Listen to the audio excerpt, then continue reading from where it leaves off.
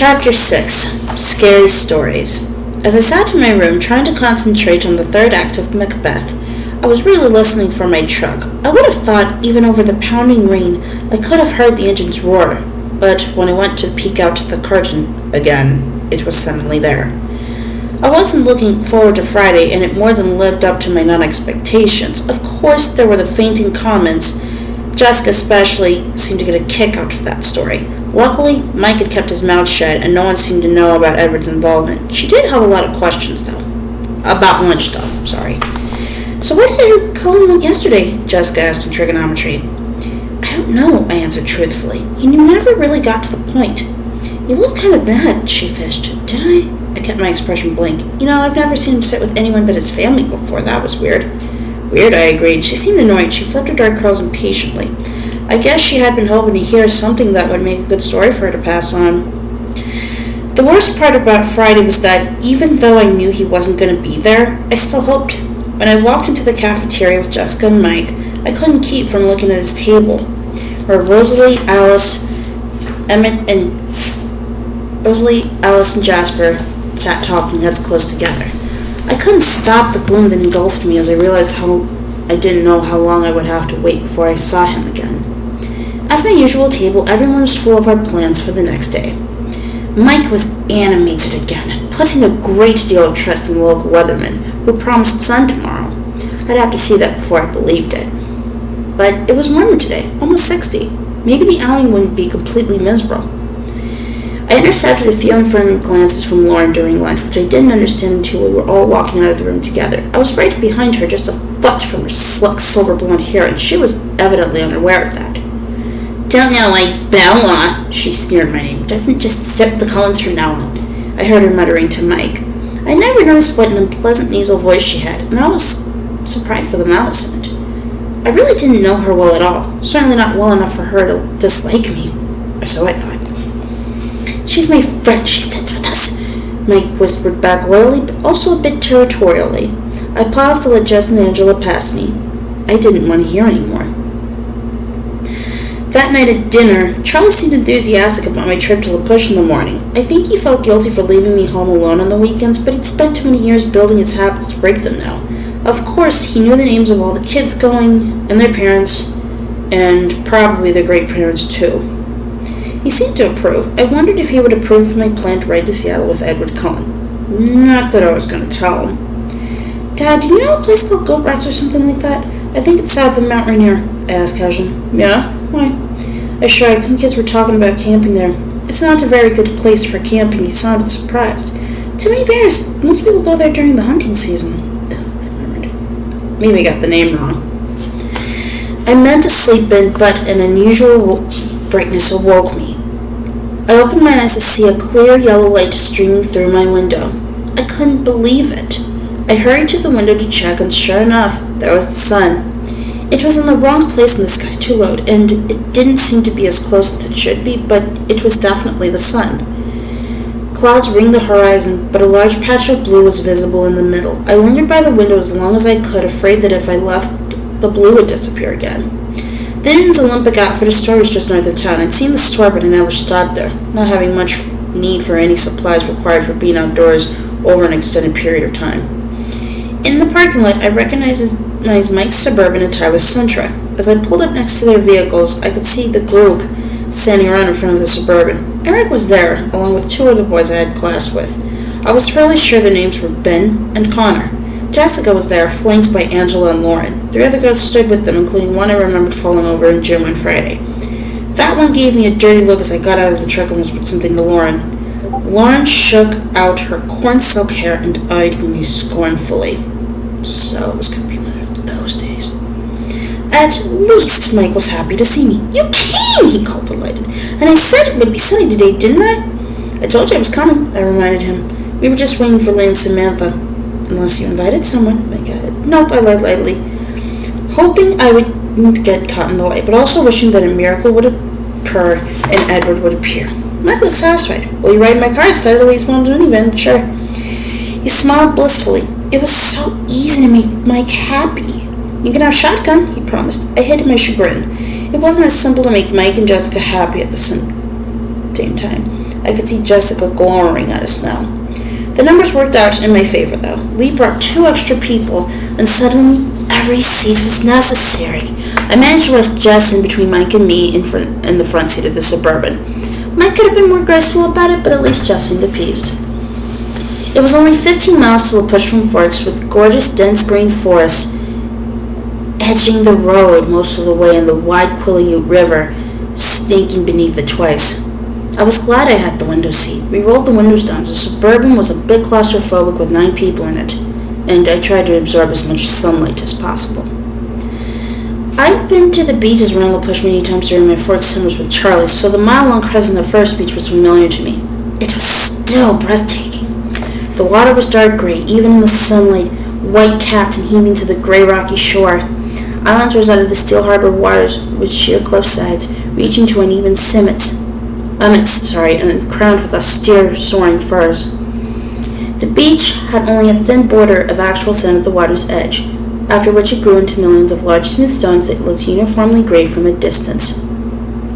But up close were every shade of stone could be: terracotta, sea green, lavender, blue, gray, dull gold. The tide line was strewn with huge driftwood trees, bleached bone white in the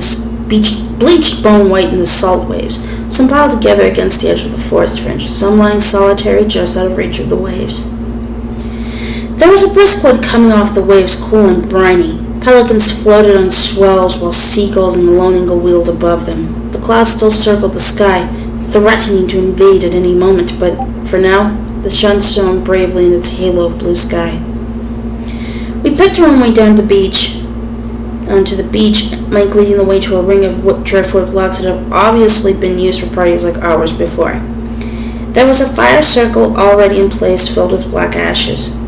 Eric and the boy I thought was named Ben gathered broken branches of driftwood from the dryer piles against the forest edge and soon had a teepee-shaped construction built atop the old cinders. "Have you seen a driftwood fire?" Mike asked me. I was sitting on one of the bone-colored benches. The other girls clustered, gossiping excitedly on either side of me. Mike knelt by the fire, lighting one of the smaller sticks with a cigarette lighter. "No," I said as he placed the blazing twig carefully against the teepee. "You like this, then? Watch the colors." He lit another small branch and laid it alongside the first. The flames started to look quickly up the dry wood. "It's blue," I said in surprise. "The salt does it. Pretty, isn't it?" He lit one more piece, placed it where the fire hadn't yet caught, and then came to sit by me. Thankfully, Jess was on his other side. She turned to him and claimed his attention. I watched the strange blue and green flames crackle toward the sky. After a half-hour of chatter, some of the boys wanted to hike to the nearby pools. It was a dilemma. On the one hand, I loved the tide pools. They had fascinated me since I was a child. They were one of the only things I ever looked forward to when I had to come to Forks. On the other hand, I'd also fallen into them a lot. Not a big deal when you're 7 and with your dad. It reminded me of Edward's request that I not fall into the ocean. Lauren was the one who made my decision for me. She didn't want to hike, and she was definitely wearing the wrong shoes for it. Most of the other girls besides Angela and Jessica decided to stay on the beach as well. I waited until Tyler and Eric had committed to remaining with them before I got up quietly to join the pro hiking group. Mike gave me a huge smile when he saw that I was coming. The hike wasn't too long, though I hated to lose the sky in the woods. The green lights of the forest were strangely at odds with the owl's laughter, too murky and ominous to be in harmony with the lake banner around me. I had to watch each step I took very carefully, avoiding roots below and branches above, and soon I fell behind. Eventually I broke the emerald confines of the forest and found the rocky shore again. It was low tide, and the tidal river flowed past us on its way to the sea. Along its pebbled banks, shallow pools that never completely drained were teeming with life. I was very cautious not to lean too far over the little ocean ponds. The others were fearless, leaping over the rocks, perching precariously on the edges. I found a very stable-looking rock on the fringe of one of the largest pools and sat there cautiously, spellbound by the natural aquarium below me. The bouquets of brilliant anemones undulated ceaselessly in the invisible current. Twisted shells scurried about the edges, obscuring the crabs within them. Starfish stuck motionless to the rocks and each other, while one small black eel with white racing stripes wove through the bright green weeds, waiting for the sea to return. I was completely absorbed, except for one small part of my mind that wondered what Edward was doing now, and trying to imagine of what he would be saying if he were here with me. Finally, the boys were hungry, and I got up stiffly to follow them back. I tried to keep up better this time through the woods, so naturally I fell a few times. I got some shallow scrapes on my palms, and the knees of my jeans were stained green, but it could have been worse. When we got back to First Beach, the group we'd left behind had multiplied. As we got closer, we could see the shining, straight black hair and copper skin of the newcomers. Teenagers from the reservation come to socialize. The food was already being passed around, and the boys learned to claim a share while Eric introduced us as we entered the Driftwood Circle. Angela and I were the last to arrive, and as Eric said our names, and I noticed the younger boy sitting on the stones near the fire glance up at me in interest. I sat down next to Angela, and Mike brought us sandwiches and an array of ciders to choose from, while the boy who looked to be the oldest of the visitors rattled off the names of the 7 others with him. All I caught was that one of the girls was also named Jessica, and the boy who noticed me was named Jacob. It was relaxing to sit with Angela. She was a restful kind of person to be around. She didn't need to feel the need to fill every silence with chatter. She left me free to think undisturbed while we ate, and I was thinking about how disjointedly time seemed to flow in forks, passing in a blur at times, with single images standing out more clearly than others, and then at other times, every second was significant, etched in my mind. I knew exactly what caused the difference, and it disturbed me. During lunch, the clouds started to advance, singing across the blue sky, darting in front of the sun momentarily, casting long shadows across the beach and blackening the waves. As they finished eating, people started to drift away in 2s and 3s. Some walked down to the edge of the waves, trying to skip rocks across the choppy surface. Others were gathering in a second expedition to the tide pools. Mike, with Jessica shadowing him, headed up to the one shop in the village. Some of the local kids went with them, others went along on the hike. By the time they all had scattered, I was sitting alone on my driftwood log with Lauren and Tyler, occupying themselves by the CD player someone had thought to bring, and 3 teenagers from the reservation perched around the circle, including the boy named Jacob and the oldest boy who had acted as spokesperson. A few minutes after Angela left with the hikers, Jacob sauntered over to take her place by my side. He looked 14, maybe 15, and had long, glossy black hair pulled back with a rubber band at the nape of his neck. His skin was beautiful, silky and russet-colored. His eyes were dark, so deep above the high planes of his cheekbones. He still had just a hint of childish roundness left around the chin. Altogether, a very pretty face. However, my positive opinion of his looks was damaged by the first words out of his mouth. "You're Isabella Swan, aren't you?" It was like the first day of school all over again. "Bella," I sighed. "I'm Jacob Black." He held his hand out in a friendly gesture. "You bought my dad's truck." "Oh!" I said, relieved, shaking his sleek hand. "You're Billy's son. I probably should remember you." "No, I'm the youngest of the family. We remember my older sisters." "Rachel and Rebecca," I suddenly recalled. Charlie and Dad and Billy had thrown us together a lot during my visits, to keep us busy while they fished. We were all too shy to make much progress as friends. Of course, he'd kicked up enough tantrums to end the fishing trips by the time I was 11. "Are they here?" I examined the girls at the ocean's edge, wondering if I would recognize them now.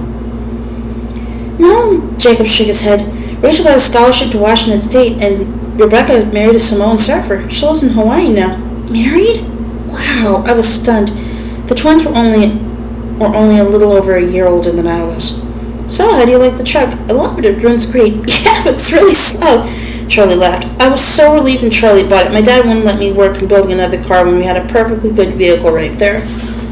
"It's not that slow," I objected. "Have you tried to go over 60? "No," I admitted. "Good, don't." He grinned.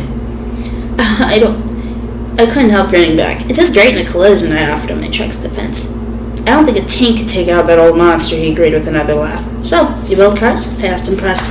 When I had free time at parts, you wouldn't happen to know where I could get my hands on a master cylinder for a 1986 Volkswagen Rabbit? He added jokingly. He had a pleasant, husky voice. "Sorry," I laughed. "I haven't seen any lately, but I'll keep my eyes open for you." As if I knew what that was. It was very easy to talk with. He flashed a brilliant smile, looking at me appreciatively in a way I was learning to recognize. I wasn't the only one who noticed. "You know Bella, Jacob?" Lauren asked, and what I imagined was an insolent tone from across the fire. "We've sort of known each other since I was born." He laughed, smiling at me again. "How nice." She didn't sound like she thought it was nice at all, and her pale, fishy eyes narrowed. "Bella," she called again, watching my face carefully. "I was just saying to Tyler that it was too bad none of the Cones could come out today. Didn't anyone think to invite them?" Her expression of concern was unconvincing. "You mean Dr. Carlisle Cohen's family?"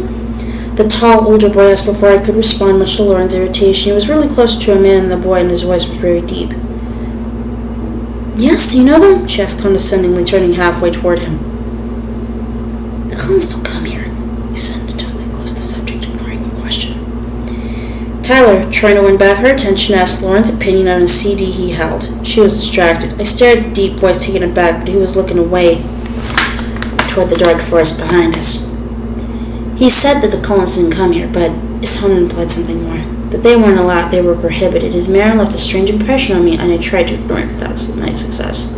Jacob interrupted my meditation. So is Rick's driving you insane yet? Oh, I'd say that's an understatement, I grimaced. He grinned understandingly.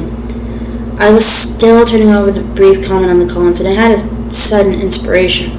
It was a stupid plan, but I didn't have any better ideas. I hoped that young Jacob was as yet inexperienced around girls so that he wouldn't see through my sure-to-be pitiful attempts at flirting. Do you want to walk down the beach with me? I asked, trying to imitate the way Edward had of looking up underneath his eyelashes. It couldn't have nearly the same effect, I was sure, but Jacob jumped up willingly enough. As we walked north across the multi-huge stones toward the driftwood seawall, the clouds finally closed rings across the sky, causing the sea to darken and the temperatures had dropped.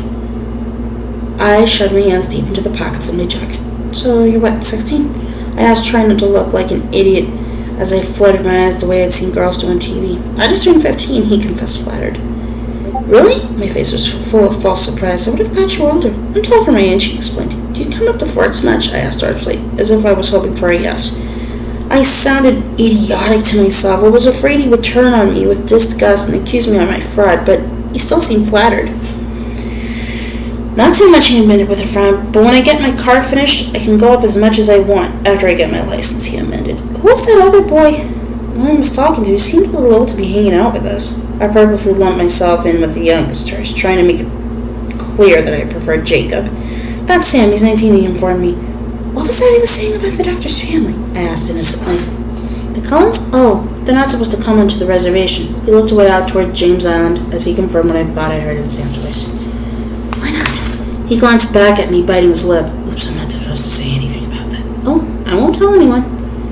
I'm just curious. I tried to make my smile alluring, as if I was wondering if I was laying it on too thick.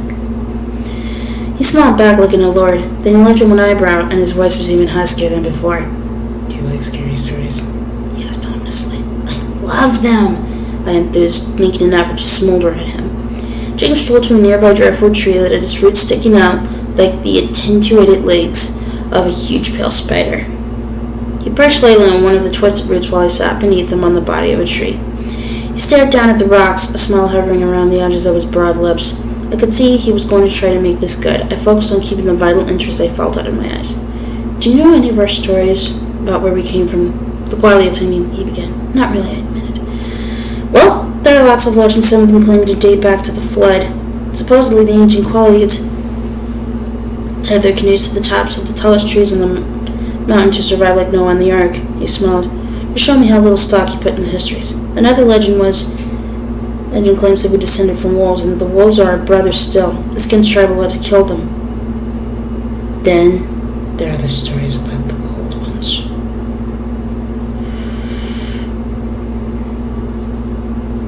Cold ones? I asked, not faking my interest now. Intrigue now. Yes, there are stories of the cold ones as old as the wolf legends, and some more recent. According to legend, my own great-grandfather knew some of them. He was the one who made the treaty that kept him off our land. He rolled his eyes. Your great-grandfather? I encouraged. He was a tribal elder like my father. You see, the cold ones are the natural enemies of the werewolf.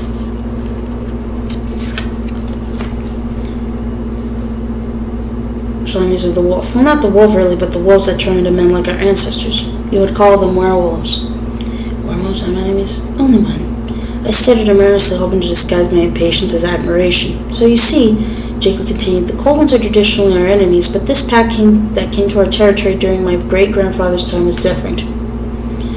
They didn't hunt the way others of their kind did. They weren't supposed to be dangerous to the tribe, so my great-grandfather made a truce with them. If they would promise to stay off our lands, we wouldn't expose them to the pale faces. He winked at me. If they weren't dangerous, then what? I tried to understand, struggling not to let him see how seriously I was considering his ghost story. There's always a risk for humans to be around the cold ones, even if they're civilized like this clan was. You never know when they might get too hungry to resist. He deliberately worked a thick edge of menace into his tone. What do you mean civilized? They claim that they didn't hunt humans. They supposedly were able to somehow prey on animals instead. I try to keep my voice casual. How does it fit in with the Cullens? Are they like the cold ones like your great-grandfather met? No, he paused dramatically. They're the same ones.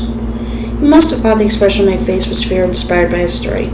He smiled, pleased, and continued. There are more of them now, a new female and a new male, but the rest are the same. In my great-grandfather's time, they already knew of the leader, Carlisle. He'd been here and gone before your people had even arrived. He was fighting a smile.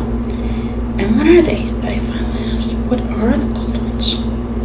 He smiled darkly. Blood drinkers, he replied in a chilling voice. Your people call them vampires. I stared out at the rough surf after he answered, not sure what my face was exposing.